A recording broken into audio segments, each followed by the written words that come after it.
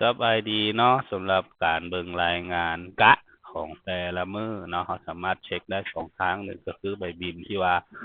พนักงานแคชเชียร์ได้พิมพ์ออกมาเนาะอันที่สองเราสามารถเบิ่งอยู่หลังบ้านโดยเข้าโดเมนของเราเนาะเข้าที่รายงานแล้วเข้าที่บัญชีการเงินเนาะเราก็ยังมาสามารถเลือกรายงานแบบบันทึกบ่รับเนี่ยต่างๆอย่างนี้ได้คือกันเนาะแต่เรื่องแรกเขาก็อยากให้เบิ่งคือตัวอย่างสมมุติเขาอยากเบิ่งของเมื่อวานนี้เขาก็คลิกไปของเมื่อวานนี้ได้เลยเนาะอันนี้ก็จะเป็นจำนวนกะที่ว่าพนักงานเราได้อ่าเปิดปิดกะเนาะเราก็สามารถเบิ่งได้คือกันเนาะสมมุติว่าตัวอย่างของวันที่25นี้จะเห็นอยู่ที่สามมื้อเนาะก็ความหมายก็คือเมื่อวานนี้แม่นมื้อที่ว่าปิดกะเนาะมันจะไล่ของวันเวลาที่ปิดกะก็คือ26แต่ว่าช่วงเปิดอาจจะเป็นวันที่23 24 25ก็แล้วแต่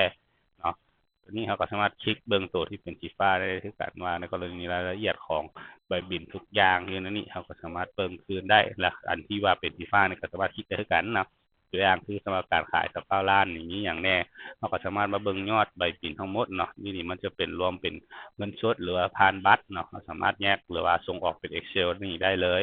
เนาะแล้วก็เราก็ยังสามารถเบิ่งรายงานยอดขายตามสินค้าได้เลยคือกันเนาะตัวนี้เราสามารถคลิกก็ได้เลยโอเค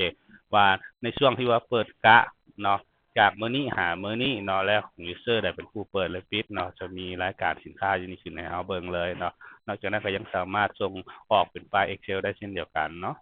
โดยภาพรวมการเบิ่งรายงานกะก็สิประมาณนี้ครับโดยขอขอบใจ